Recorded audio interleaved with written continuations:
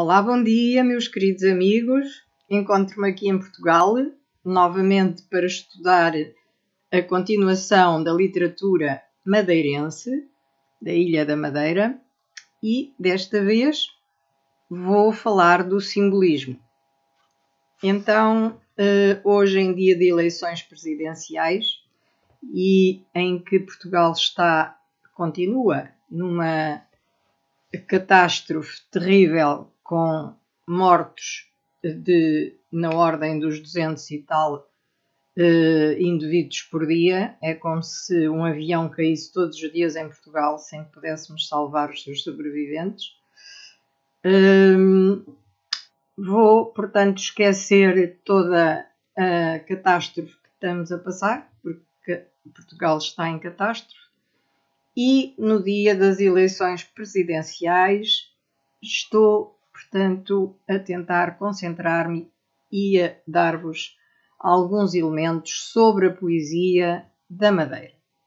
Portanto, vamos estudar o simbolismo e vou ler o texto que extraí do primeiro livro que escrevi sobre a Madeira, que se intitula A Verdade Madeirense e a Grande Guerra, e, portanto, é no período do século XX que me vou situar. Nos inícios do século, o simbolismo esboçava já as suas regras. Não tendo sido apenas um estilo literário, a sua influência estendeu-se ao teatro e às artes plásticas.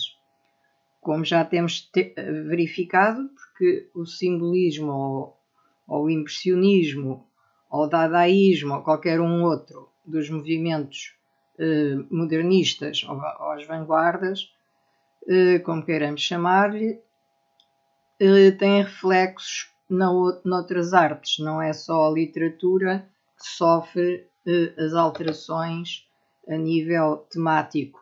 São também a pintura, o teatro e outras artes. Portanto, as artes plásticas têm também a influência da estilística e do pensamento da literatura. Portanto, a sua influência estendeu-se ao teatro e às artes plásticas e, segundo alguns autores, surgiu em França a partir de 1857, com a publicação de As Flores do Mal, de Baudelaire. Também já vos tinha falado disto. Portanto, que o simbolismo tinha nascido depois da publicação de uma obra de Baudelaire intitulada As Flores do Mal. Segundo outros, terá surgido a partir de 1881, pretendendo combater o espírito racionalista e cientifista do realismo-naturalismo e do parnasianismo. O simbolismo, que veio questionar a função poética da poesia, andava ligado e muito perto do decadentismo, considerando mesmo alguns autores que se tratava do mesmo estilo literário. Por vezes, tornava-se difícil distingui-los, mas havia diferenças entre eles. A poesia simbolista e a pós-simbolista, por ser difícil leitura para as pessoas menos letradas, passou a interessar unicamente as elites cosmopolitas. Em Portugal, pouco antes de 1890, o simbolismo decadentismo surgiu em algumas revistas publicadas em Coimbra. Portanto, o simbolismo e decadentismo estavam neste momento ligadas quando houve essa publicação de revistas na cidade de Coimbra. A data oficial que marca o início deste movimento em Portugal foi 1890, a quando da publicação do livro de poemas de Eugênio de Castro, intitulado Ó Aristos. Pretendiam os simbolistas, ao substituir a razão pela intuição, reagir contra o iluminismo e o romantismo progressista. Portanto, eram estas as razões deles e as oposições. Eram contra o romantismo progressista e contra o iluminismo. A data oficial, portanto, que já falámos, foi em Portugal 1890. Pretendiam os simbolistas, ao substituir a razão pela intuição, reagir então contra o iluminismo e o romantismo progressista. Quanto ao ano de 1915, marca a data final deste movimento, depois do lançamento da revista Orfeu por Fernando Pessoa e Mário Sá Carneiro, que iniciaram o movimento modernista. Portanto, este movimento simbolista durou oficialmente desde 1890, da publicação do livro de poemas de Eugênio de Castro, Ó Aristos, até 1915, quando é lançada a revista Orfeu por Mário Sá Carneiro e Fernando Pessoa, que iniciaram então um novo movimento, que foi o modernismo. Afirmava o primeiro escritor que era preciso firmar aquela revista porque ela era a ponte por onde a nossa alma passa para o futuro. Este primeiro escritor era Fernando Pessoa. O simbolismo atravessou vários governos, desde o predomínio da monarquia, reinados de Dom Carlos I e Dom Manuel II, até depois da proclamação da República em 1910, prefazendo a sua existência 25 anos, porque depois começa o modernismo em 1915. Em Art Poétique, Verlaine preconizava a valorização da harmonia dos sons. E daqui muita influência, então, derivou para a escrita dos simbolistas. Essa valorização da sonoridade vocabular e do ritmo foram recursos constantes e imprescindíveis na poesia simbolista. Nesta poesia, a par de uma intimidade subconsciente, está latente uma certa obscuridade da realidade interior do poeta, inalcançável pelo seu secretismo. Os simbolistas pesquisavam o eu interior, no sentido de alcançarem o inconsciente e o sonho. Reduziram à ínfima espécie o discursivo e o racional na poesia. Pretendiam despertar o mistério através dos símbolos ou da musicalidade verbal. Estes poetas transmitiam ao leitor, através da leitura do texto, uma imprecisão de sentimentos, para que assim ficasse presente algo de intuitivo que era preciso atingir através do símbolo, portanto, do intraduzível, do inexplicável. Portanto, eles tentavam, através do símbolo, transmitir ao leitor alguma coisa que ficasse de intuitivo. E isso era através do símbolo, do intraduzível, do inexplicável, cujo significado apenas se podia sentir. Portanto, era uma leitura que tinha que ser sensitiva e não racionalista. Definida como uma poesia excêntrica e cerebral, utilizava a sinestesia, em que se misturavam sensações para despertar os sentidos do leitor, e a musicalidade, através do uso da aliteração, da repetição de consoantes e da assonância, repetição de vogais. Os simbolistas utilizavam metáforas e analogias, contrariamente ao uso do vocabulário filosófico dos realistas. A poesia passou a ter como objetivo o estudo do subjetivismo e do inconsciente do eu lírico. Embora a poesia, devido às suas características, tivesse sido privilegiada de 1890 a 1915, durante o período simbolista em Portugal, a prosa não deixou de ser cultivada no mesmo período. Os escritores aprofundaram o interior do ser humano e a sua psicologia, analisando as personagens que criavam de forma pessoal e introspectiva. Este processo de enriquecimento da cultura e da língua foi um desafio à inteligência dos escritores, tendo-se afirmado desde o início pela sua originalidade e ineditismo. Os escritores e artistas sofreram grande influência do misticismo, das religiões, das artes e do pensamento orientais. Assim, temas clássicos medievais e orientais serviram de enquadramento para que os poetas simbolistas expressassem os seus estados de alma. Na Madeira, um poeta de mão cheia, cuja intelectualidade e valiosos conhecimentos adquiridos em Portugal continental surpreendem e comovem qualquer leitor, foi no início do século XX João Gouveia. Portanto, vamos falar um pouco sobre João Gouveia.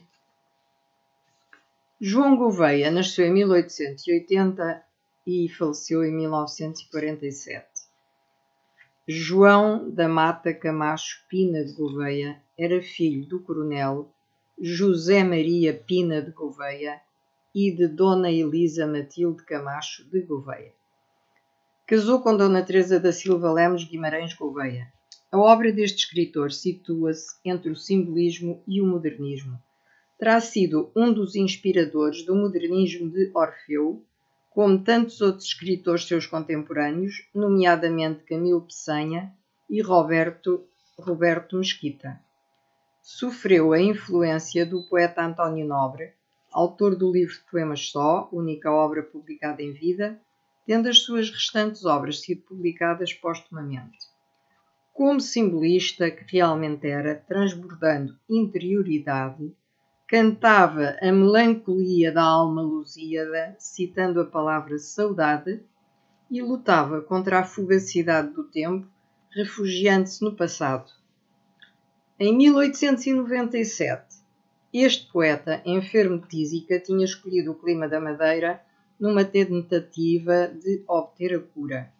Casualmente hospedou-se no Funchal, numa casa em frente à residência, onde morava a família de João Gouveia, e daí nasceu a amizade entre ambos.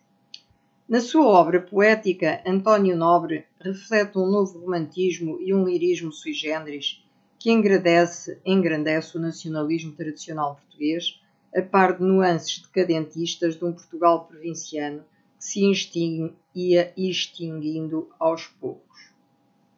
Aliava à sua morbidez pessoal uma inspiração invulgar e contagiante, tendo por esse motivo contribuído para despertar o estro da poesia no então jovem estudante João Gouveia. João Gouveia frequentou o curso superior de letras na Escola Politécnica em Lisboa. Colaborou em vários jornais, revistas e almanaques. Revista Madeirense, Diário de Notícias, O Século, o Diário Popular, Almanaque de Lembranças Madeirenses, Almanaque das Senhoras, e mais tarde, em 1933, seria também colaborador do Diário da Madeira. Em 1900, com 19 anos, estreou-se na poesia ao publicar a obra Breviário, que foi bem aceito pela crítica, devido à sua inspiração pessoal invulgar, reveladora de um novo vate madeirense. Em 1903 e posteriormente em 1907 veio a lume com um livro de poemas intitulado Atlante, com o subtítulo Tragédia da Alma. A alma sofrida, a dor, a saudade, a inquietação, a emoção e a interioridade que transbordam dos versos sentidos de João Gouveia contribuíram para a realização de uma obra poética de estrutura modernista que causou um forte impacto nos meios literários madeirenses e lisboetas. O nome do personagem que é retratado naquele livro, o Atlante, nome derivado da ilha desaparecida que conserva antigos ideais de liberdade herdados dos seus ancestrais, aponta para que seja o próprio poeta, o que parece estar suficientemente explícito quando descreve de forma intimista o nascimento e as dores do parto da mãe Matilde, assim como o batismo do mítico Atlante, quando fala do seu professor da escola primária, Rogério, ou mesmo quando afirma que o personagem começou a namorar pela primeira vez aos 12 anos e ainda quando explica que é estudante na universidade. Na primeira edição da obra executada pela antiga Casa Bertrand, que data de 1903, a dedicatória de Atlante destinava-se ao coronel Henrique Rosa, irmão do oficial da Armada João Miguel Rosa, padrasto de Fernando Pessoa. A dedicatória, contudo, já não consta da segunda edição do autor, datada de 1907. O livro de poemas divide-se em duas partes. Uma introdução, um prólogo, constituída pelo poema Além-Mar, e uma segunda parte, composta por mais 20 poemas. O poema Além-Mar, que foi escrito em verso tetrassilábico e eneassilábico, apresenta, contudo, em algumas estrofes, outras variantes, desde o verso decassilábico e endecassilábico até ao alexandrino. Pertence ao género épico-narrativo, apresentando um cariz lendário. Narra, após a tragédia do desaparecimento da Atlântida, o aparecimento da Madeira, sua sucessora, e a odisseia do herói Atlante. A Ilha da Madeira é prestigiada pelo poeta João Gouveia, logo na segunda estrofe do poema, nos seguintes termos. Madeira, dizem que assim se chama, pelo manto verde que ela vestia, e, ainda, nasceu das fúrias de um cataclismo. Sai de um abismo uma donzela cheia de flores. O poeta conclui, porque os seus cumes, as suas fontes, apenas são últimos restos, últimos montes da velha Atlântida de Platão. Neste poema, João Gouveia revela um lirismo específico e determinante de um elo de ligação entre o romantismo e o simbolismo. Nessa terra de bardos, de antigas lendas, foi contemplada a lenda de Anne d'Arfet e Robert Machin, par amoroso de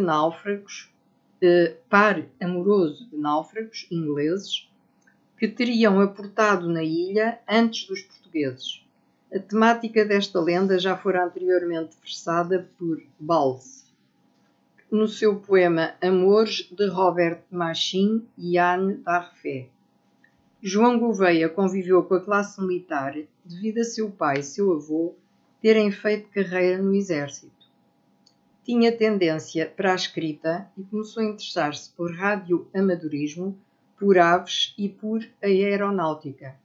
O desejo de ter asas para poder voar era uma preocupação persistente e insidiosa que começou a apoderar-se deste poeta de forma dramática, devido à insularidade que na maioria dos ilhéus causa sentimentos de angústia, claustrofobia e necessidade de conhecer outros espaços para viver, como se pode constatar no poema Além-Mar. Tornou-se Atlante que ao sol cresceu, qual planta brava num cume alpino, qual águia livre num amplo céu. Também nos seguintes versos. Filho das águas, de Deus, do ar, habituaram-se assim meus nervos, sobre os abismos, eu sou do mar. Explicava muito significativamente no mesmo poema, quando se referia ao seu martírio desde há 10 anos, sempre que era tomado por ansiedades de imenso espaço. Sofria imenso de ir aos rochedos, ao alto deles, e não poder tentar as asas sobre os penedos, asas que os homens deviam ter. Tal como aconteceu na lenda de Dédalo e Ícaro, figuras da mitologia grega que na prisão ansiavam poder voar, também esta mesma tendência se apoderou de João Gouveia desde menino. Este desejo de querer comparar-se às aves e poder voar, e a sua problemática relativamente às alturas, a que gostava de ascender, subindo rochedos e penhascos, estão bem expressos e desenvolvidos num artigo publicado em 1967 por Alberto Gomes na revista Ocidente, designado O Tormento da Altura, na obra de João Gouveia. No poema Além-Mar, Atlante descreve as suas duas vidas situadas em tempos diferentes. Uma que existiu na Atlântida de Platão, filósofo grego da Antiguidade, que afirmava que a Atlântida desaparecera num só dia, afundando-se devido a uma forte convulsão do globo, o que pode estar relacionado com a natureza vulcânica dos arquipélagos Açores e Madeira. A outra existência baseava-se na sua própria realidade, situada no momento em que narrava o poema. O autor, logo no início do poema, ao referir-se ao cataclismo que assolou a Atlântida e ao surgimento de uma donzela cheia de flores, pretendeu louvar a Madeira, que simbolizaria um novo lugar de paz e solidariedade, em contraste com os países em guerra, causadores de todos os holocaustos. Num período de forte agitação popular e conflitos bélicos arrasadores, este poema poderá ter conseguido transmitir a ideia de que a Atlântida, de onde a Madeira teria emergido, representava afinal o desequilibrado Ocidente do século XX. A nova ilha permitiria, a partir de então, a constituição de uma nova sociedade que iria contribuir para a união entre os povos. À semelhança do poema épico português Os Lusíadas, no seu canto nono, que enquadra a Ilha dos Amores e tudo o que aí se passou com os nossos navegadores, também em Atlante, Tragédia d'Alma, o erotismo se encontra fluorescente nos seguintes versos. Ultimamente, na aldeia calma, hoje cidade que vem ao mar, jovens formosos, de corpo e alma, viram-se um dia para se amar. E as fontes choram, ó namoradas, que nestas ondas vulcanizadas, se as plantas crescem, mais cresce o amor. João Gouveia refere-se também à guerra, no poema Além-Mar.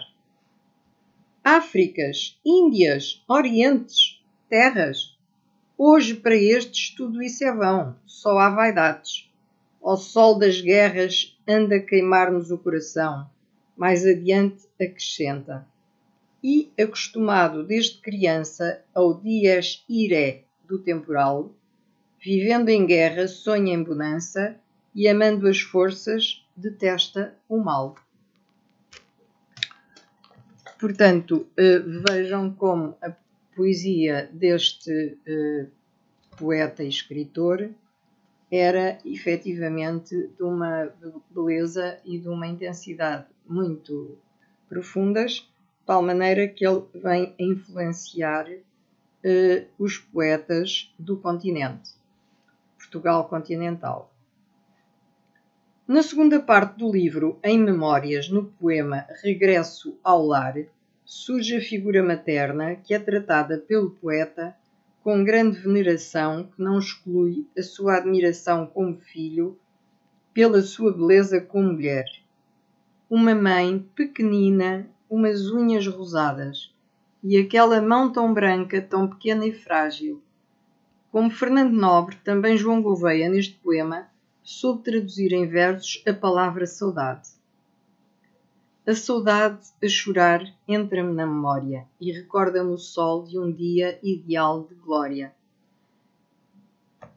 Em Regresso ao Lar, a descrição da viagem marítima de regresso à Madeira, que era comum a todo ilhéu que viajasse até ao continente e que a todos sobressaltava, contém uma abundante simbologia sobre a água, que está patente em diversas frases que configuram o mar. É de recordar que nesta época não havia viagens aéreas e, portanto, as viagens eram via marítima e havia períodos e espaços no mar demasiado perigosos e em que a Procela metia mesmo medo aos que viajavam e, portanto, toda esta vivência neste tempo era difícil para quem se quisesse deslocar da Madeira a Lisboa e vice-versa, ao continente, tinha que aportar em Lisboa. E, portanto, o mar está sempre patente nestas poesias, quando, até como estudante, ele fala no regresso ao lar, e, portanto, a viagem nunca é fácil, é turbulenta, porque é através de barco, de navio, que eles viajam num mar proceloso quando viajam de Lisboa à Madeira ou vice-versa. Algumas imagens demonstrativas do desejo de regresso ao carinho materno, simbolizando o conforto e segurança sentido pelo feto no útero da mãe, plasmam a ânsia comum a todo madeirense de regressar à terra natal. Daí que a mãe e a Ilha da Madeira sejam imagens que sempre estarão intimamente ligadas ao seu coração e à sua memória. Portanto, estão sempre ligadas ao coração e à memória, tanto a mãe como a Ilha da Madeira, porque são símbolos que se interpenetram. Na secção Memórias, poemas como Por Muito Amar e Minha Cidade dão continuidade ao poema anterior. O poema Minha Cidade dedicou à cidade do Funchal onde nasceu. No poema Lord Byron em Portugal, onde João Gouveia introduziu figuras de aves como as pombas e as gaivotas, consegue transmitir algumas das suas preocupações, sendo uma delas a de elevar a nobre estirpe portuguesa. Assim, dirigindo-se a Lord Byron, afirmava: E eu que admiro em ti a Grã-Bretanha, que possui os teus ossos cinza, Aurora, tenho no meu país uma montanha que lhe escurece a face imperadora. É forçoso talvez que tu recorde? Perdão, Lord, perdão, se falo nela. Nuno Álvares é maior que tu, meu Lord, maior que toda a tua parentela. Na segunda parte da mesma obra, na secção Sonetos, encontram-se os seguintes sonetos. Sic itur ad astra, As Moças de Além-Mar, Desejo Romântico, A Coimbra e Agonia de Dom João. De signos constam, ao meu espelho, garças imortais, felicidade, beijar e feiazinhas que conseguem despertar no leitor sentimentos profundos. A segunda parte desta obra continua a desenrolar-se através da secção Os Meus Corações, onde estão integrados poemas tais como Saudades, A Minha Mãe, As Minhas Irmãs, O Miserere e Zulmi. Finalmente, em Meditações, estão contidos os poemas Penedos e O Mar. Como estudante em Coimbra, não poderia deixar de prestar o seu preito a essa cidade onde viveu os melhores anos da sua juventude. Assim dedicou-lhe o seguinte soneto. A Coimbra, lendária das batinas, que no meu sonho antigo floresceu, tinha por sobre as carnações divinas, por batina o choupal, por capa o céu. Cioso do Mondego e das Campinas, deixava soltar voo a um sonho meu, e fugia do mar e das colinas, do mar que tanta vez me adormeceu. Eu invejava a sorte dos doutores, a capa, como havia de adorar. Mas o oceano, ouvindo estes louvores, um dia uivou-me assim, mais devagar. Se o Mondego dá génios e dá flores, muitos mondegos correm para o mar. Este escritor, embora não tivesse tido o privilégio de possuir asas, como tanto desejava para si e para a humanidade, soube, contudo, voar de forma ousada quando compunha os seus versos, ultrapassar os cânones tradicionais e o romantismo decadente e projetar-se no horizonte de uma nova literatura. Como dramaturgo, publicou entre 1900 e 1908, em colaboração com Jorge Santos, peças teatrais que foram representadas em teatros lisboetas e estrangeiros. A mais conhecida, Mar de Lágrimas, é uma peça dramática em 3 atos que trata um conflito amoroso de grande intensidade. Desenrola-se num cenário onde vive uma população marítima. Fazendo parte do cenário encontram-se adereços, como por exemplo 2 livros que atestam bem as tendências culturais da época, que são as Líricas de Camões e a Bíblia. Esta peça foi representada em vários teatros do Brasil. Vejam onde ele chegava. Portanto, ele era sumamente conhecido. A par de uma forte religiosidade, exibe problemáticas que continuam a ser de grande atualidade, como o preconceito e o celibato dos sacerdotes católicos. Em cena movem-se personagens como a jovem Maria, a Mariquinhas, que, embora estando noiva do pescador José da Ribeira, se apaixonou pelo seminarista Manuel, filho de António. O pescador, quando toma conhecimento do envolvimento amoroso da noiva com Manuel, decide fugir para longe numa tentativa de esquecer a felicidade que até então sempre sonhara. Os restantes personagens, Francisco, pai de Maria, Antoninha, tia de Manuel e Pau Velho, que representam o eco social da intolerância local, são figuras típicas de uma aldeia isolada junto ao mar. No ato final, o clímax causa elevado grau de emoção nos espectadores que observam a morte da jovem enferma de tuberculose e proibida de amar o escolhido pelo seu coração. Manuel, poucos minutos depois de a ter beijado, assiste à sua morte. Nesse mesmo dia, a sua missa nova, como sacerdote, será rezada por alma de Mariquinhas. João Gouveia escreveu ainda para a revista ABC, que se publicava em Lisboa, cujos fundadores foram Mimon Anaori e Rocha Martins, sendo este último diretor da mesma, e Carlos Ferrão, o editor. Na revista número 514, publicada em 1930, a páginas 14 e 15, pode ler-se um artigo daquele escritor intitulado Da Máscara ao Coração do Romantismo, em que discorreu sobre a época do romantismo, que para uns foi um símbolo de impotência e desvairamento, e para outros a mais bela expansão da alma humana. Disserta sobre o subconsciente e o impulso externo. A razão, em contraste com o irracional e o inconsciente, tendo encontrado um ponto de ligação entre os escritores românticos e a filosofia, afirmava que aquela ciência era a corrente psíquica que cinematizava as élites mentais e que essa corrente tanto se manifestava no cérebro do artista como no cérebro do sábio, sobrepondo-se ciclicamente na orientação psíquica das civilizações, como força de enigmática origem, porventura, vinda de fora. Sublinhava que o idealismo repousa sobre grandes verdades, equilibrando o mundo, o que sempre caracterizou a arte em todos os tempos, especialmente no romantismo, e insurgia-se contra aqueles que irracionalmente achavam que a arte era amoral. À semelhança de Leonardo da Vinci, também João Gouveia estudou as aves e a dinâmica de suas asas e movimentos. Na obra A Direção Aérea, resumo histórico, balões e aeroplanos, o escritor esclarece logo no início do primeiro capítulo a conquista do ar na história da humanidade, que a ideia de voo é de todos os tempos e de todos os povos. Várias são as mitologias que se regem por este desejo ardente de atingir o infinito, cruzando o espaço aéreo.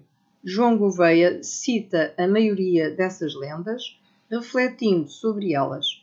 Refere alguns dos génios simplistas que se dedicaram ao estudo do voo, como Architás, 400 anos antes de Cristo, Aristóteles, Plínio, o Antigo, Galiano, João Batista, Dante de Perusa, Leonardo da Vinci, Van Helmont, Hooke, Besnier, o Marquês de Bacqueville, Blanchard, Mercier, entre muitos outros. Como Leonardo da Vinci, poderá afirmar-se que se iniciou no século XV a história da aviação. Este gênio universal fazia múltiplos croquis quando estudava as aves e os seus movimentos, para posteriormente produzir as suas máquinas voadoras, como todos sabemos. João Gouveia, referindo-se à aerostação, recorda que em 1709 se levaram a cabo experiências de aerostática orientadas por Bartolomeu Lourenço de Gusmão, padre, inventor, nascido no Brasil, licenciado em Direito Canónico pela Universidade de Coimbra, que confirmam a prioridade da invenção dos balões para as nações portuguesa e brasileira. Só muito mais tarde, em 1783, se evidenciariam os irmãos Montgolfier, cujas experiências tiveram mais repercussão que as de Gusmão, visto que o seu balão se elevou a 500 metros do solo. A estas tentativas dos Montgolfier seguiram-se as de Pilatre, de Rosier e d'Arlandes, que conseguiram fazer nesse mesmo ano a primeira ascensão num balão de grandes dimensões. 2 anos depois, em 1785, a concepção do dirigível foi atribuída a Mesnier, tenente de engenharia, que mais tarde chegou a general. Até ao final do livro será retratada a história da conquista do ar de forma exaustiva, focando os primeiros planeurs, os aeroplanos e seus inventores, que sempre se basearam no voo das aves, a que aliavam os estudos de aerodinâmica e mecânica, dirigida à navegação aérea. Na América, as experiências de Chanute, Ehring, Évry e dos irmãos Wright, desde a sua máquina volante, em França, as de Pénaud, Santos, Dumont, Voisin, Blériot, Archdeacon, Ferber, Clément Ader, Levavasseur, Henriot, Newport, Deperdussin, monoplanos, biplanos e hidroaeroplanos inventados em primeiro lugar por Henri Fabre em França e quase em simultâneo por Curtis na América. As escolas francesa e americana, as celebridades e seus inventos foram tratadas neste magnífico livro de forma admirável e com conhecimentos de causa por este escritor madeirense que cedo recebeu em casa noções e conhecimentos militares e o gosto pela aeronáutica. Passado algum tempo, João Gouveia abandonaria o culto das letras para se dedicar aos estudos de mecânica, tendo inventado e construído um aeroplano. Contudo, a construção desse biplano não foi apoiada financeiramente pelo governo português. Mais tarde, continuando a desenvolver outras potencialidades dentro da mesma área de conhecimentos, também construiria um aparelho avícola para a criação artificial de galinhas, segundo se pode ler no Elucidário Madeirense.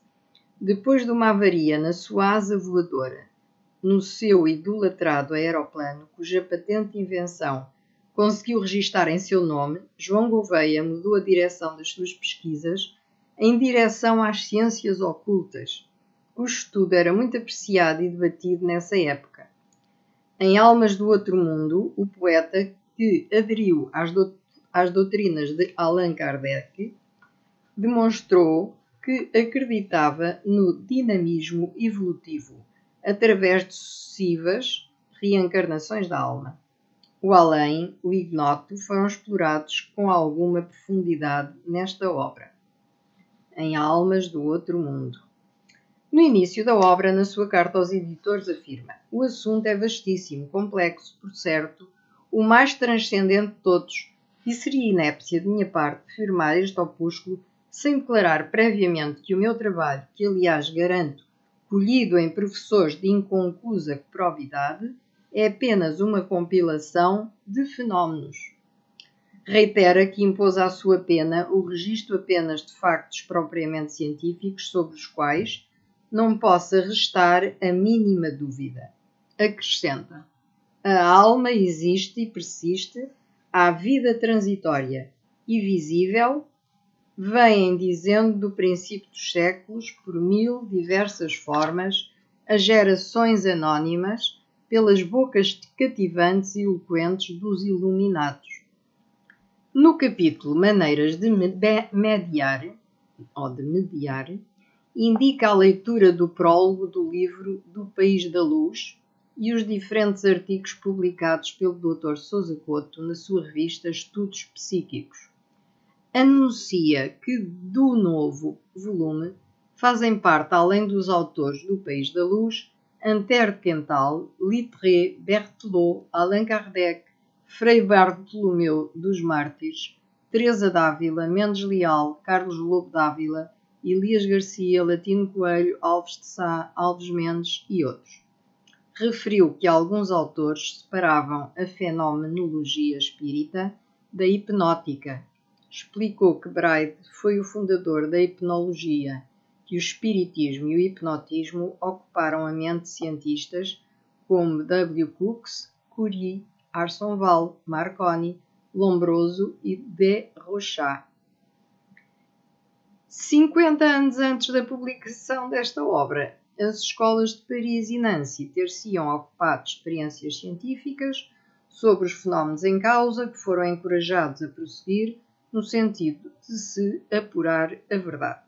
Relatou que desde a antiguidade na Grécia e na Fenícia já se faziam experiências hipnóticas para magnetizar qualquer indivíduo, o sujet. Recordou os ascetas contemplativos que atingiam o êxtase devido à intensidade e fixidez do próprio olhar, à semelhança de outros que também o atingiam à custa do ópio e do haxixe. Segundo o autor, também os espelhos dos egípcios teriam sido instrumentos hipnóticos. Na sociedade dos yogis e hindus, o hipnotismo elevava-se à categoria de culto. Quanto aos ritos dos aisás árabes, efetuados de forma feroz e selvática, destinavam-se a causar anestesia e sonambulismo lúcido. Na primeira parte sobre hipnotismo, descreveu diversos processos hipnóticos, como a credulidade, a catalepsia, a letargia e o sonambulismo. Relatou 2 casos teleplásticos e referiu-se às personalidades múltiplas e à mudança de personalidade. Na segunda parte sobre espiritismo, tratou as diferentes maneiras de mediar, e no capítulo sobre a filosofia dos mortos, discorreu sobre os médiuns escreventes, revelando que Allan Kardec é apenas o compilador de comunicações do além e não o autor dos livros que trazem o seu nome. A finalizar, divagou sobre a evolução do eu no cosmos sem fim. Portanto, estas eram as teorias à época, que começaram a ser investigadas também em França.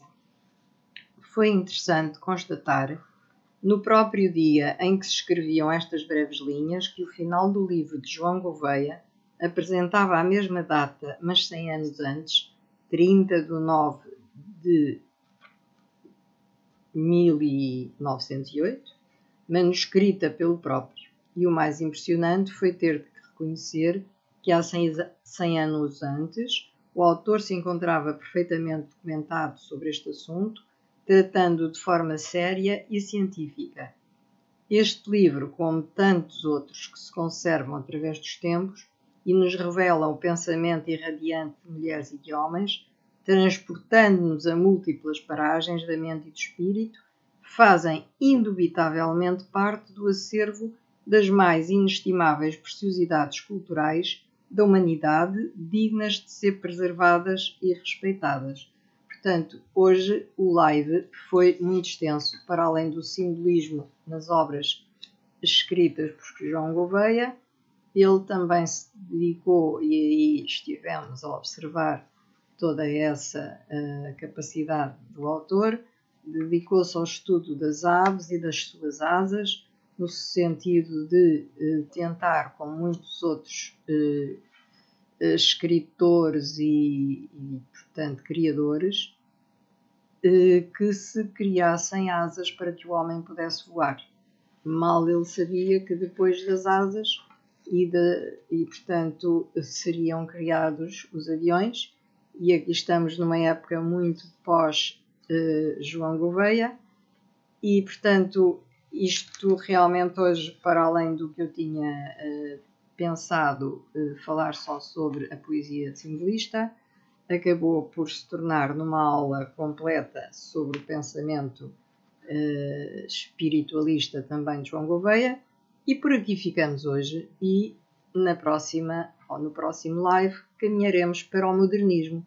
Oxalá vos tenha agradado hoje bastante a aula, um dia feliz, votem em consciência e que tenhamos paz, e que as novas espécies ou estirpes do vírus SARS-CoV-2 se afastem de Portugal o mais rápido possível e desapareçam no mundo inteiro porque estão a causar-nos uma calamidade a nível mundial. Muito bom dia a todos, muita saúde!